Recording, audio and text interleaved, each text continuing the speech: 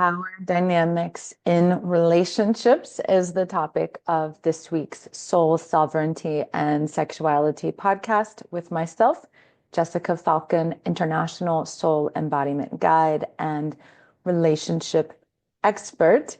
Excited to dive into power dynamics because last week I talked about how to be in your power in tumultuous times, and I promised that this week I would explore how we can be in our power in relationships. And for millennia, we have been conditioned to give our power away in relationships, women and men in very different ways.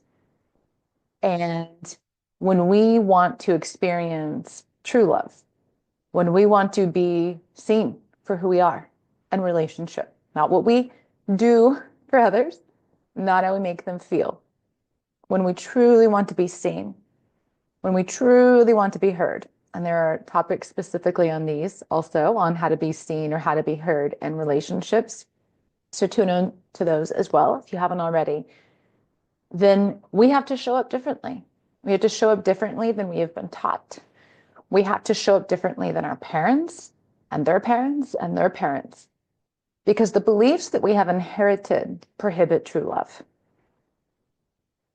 Now, this is my area of expertise, and I could talk about this for days and days and days on end. So I'm going to limit today's conversation specifically to the ways in which we tend to give our power away in relationships so that you can start to identify these patterns within yourself. Now, I'm going to focus on a few because we could otherwise sit here for all day. And you might want to attend one of my workshops or work with me one-on-one if you want to go into all of those ways and get a little deeper, okay? So be sure to subscribe to the channel if you want to hear further conversations about relationships and power and sovereignty.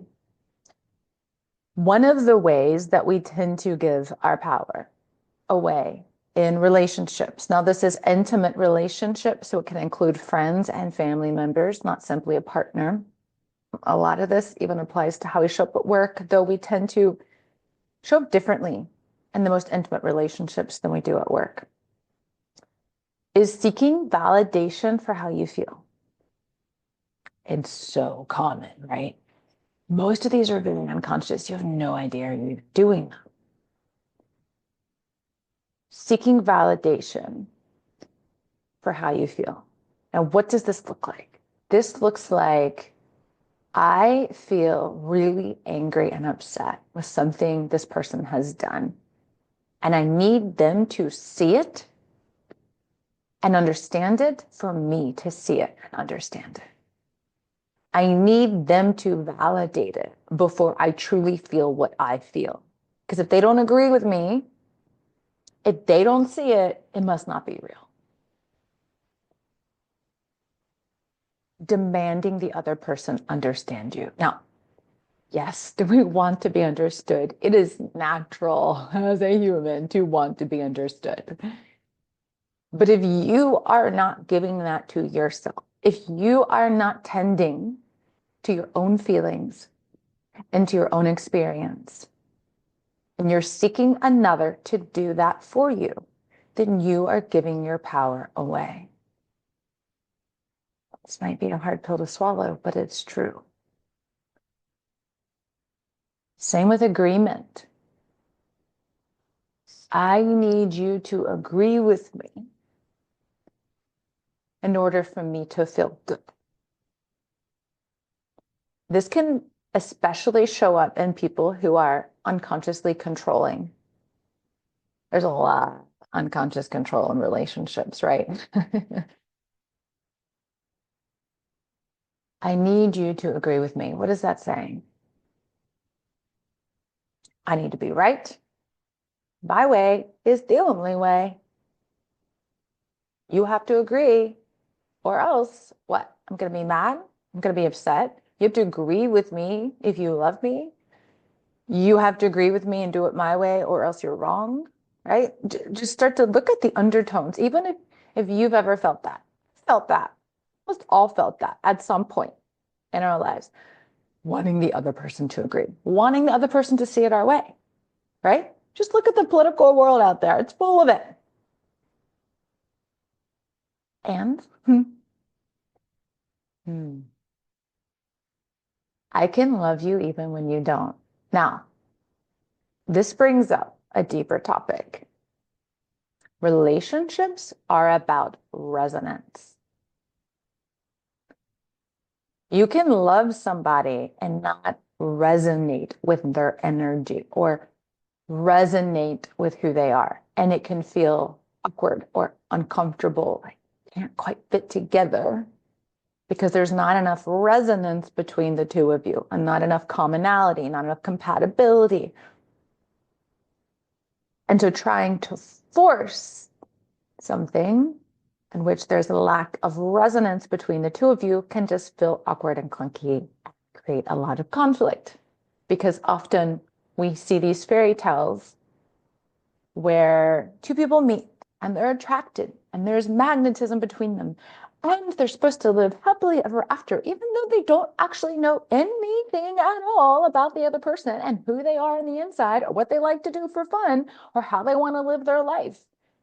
And those are the things that create lasting relationships, is that resonance between how you choose to live your life, how you want to show up, what you want to go do together, how you believe, how you want to create a home. And if you're not in resonance in those ways and coming into agreement and compatibility about how you want to, say, raise your children, it's just going to be a constant source of conflict.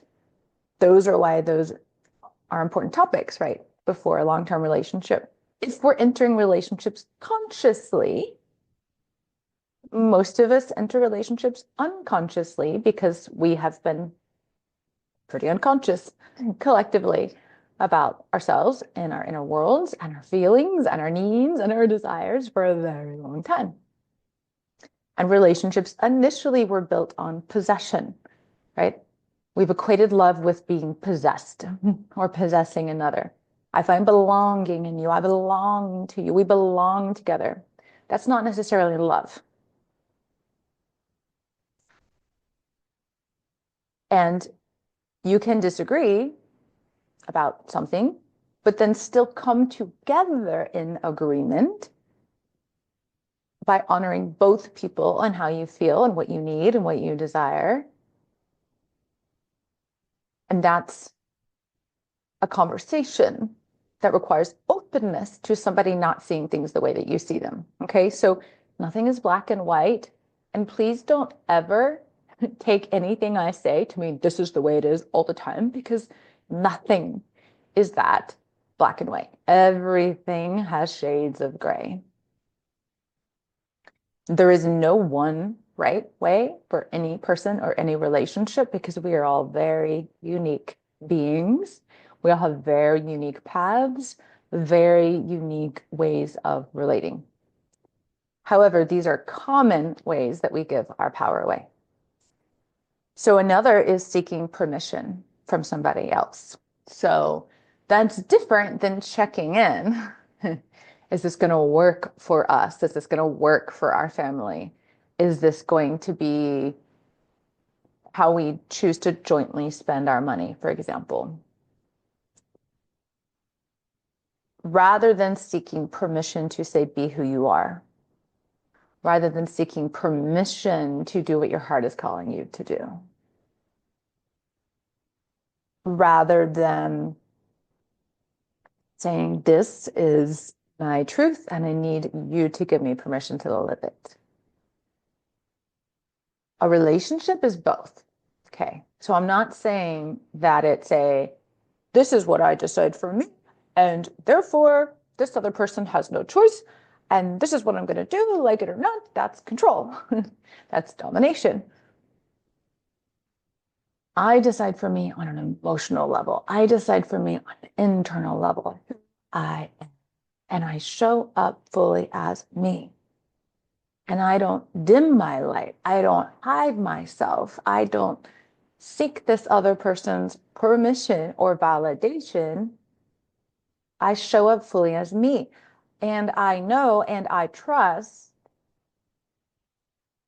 and then my capacity to be loved for who I am, right? So I'm talking about these internal emotional cords that go out. So when we are giving our power away to another person, it starts to look like this if you're on YouTube watching, where your power, right? It's you're going out, creating these cords, you're seeking to pull something in for you. And they're doing the same thing, right? Often little hooks and cords and agreements that we've made to play these roles. Now, when you are in your power, you don't need to do that, right? You are sourcing internally. You're sourcing love internally. You're sourcing belonging internally. You're sourcing safety internally. And here's where it gets multi-layered. If we are choosing consciously to be in relationship with another, then we do need to create a sense of safety and trust with the other person in order for there to be intimacy. Now, you can be in a relationship, say with a family member or at work, where you don't feel trust and safety on an emotional level. And so you simply limit how you interact with that person, and instead of ignoring what you know to be true, this is not safe. And in the most intimate relationships, say with a partner, for example, that would be pretty sad and difficult to constantly withhold your inner self because you know they can't honor you. I've been there, and it's really sad. And so I got out because I knew I was worthy of more, right? So this is, again, where it gets multi-layered. One of the other ways in which we give away our power is when we fear rejection or abandonment of another. And so in response to that fear, instead of tending to the fear and facing it and sourcing from within to heal that wound, you act based on a wound. Anytime we act based on a wound and not our soul truth, we're giving our power away. But you silence your truth because you fear that this other person will reject you if they know it.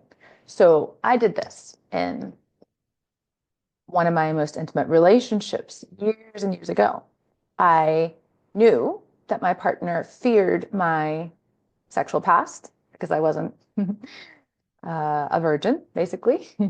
And he feared my intelligence and he feared my power. And he made it very well known. And at that time, I wasn't sovereign and I wanted him to love me. And so I started to deny those aspects of myself or apologize for them. I felt ashamed. I took that in, his opinion, his fear, his feelings of unworthiness, and I made it my responsibility. I made myself wrong. Instead of owning, yes, I am a sexual woman. Yes, I am intelligent. And yes, I am powerful. And if you can't love me for who I am, that's okay, because I'm going to love me regardless of your incapacity to do so. That's power. That's sovereignty. That's being in your power in relationship. And if the other person is conscious and wants to be in their own power, they can follow suit and they can do the inner work to increase their own capacity to love, because we can increase our capacity to love. And we increase our capacity to love by increasing our love for ourselves so that we are not operating from these wounds and fears. We are operating from love, from truth, from our divinity. Now, I do have a program that I'm rolling out this month called Sacred Body Wisdom Foundational Series. And it is specifically designed to help you do this, to access your soul truth and to increase your capacity to love. And it's on a super, super sale right now for only $97.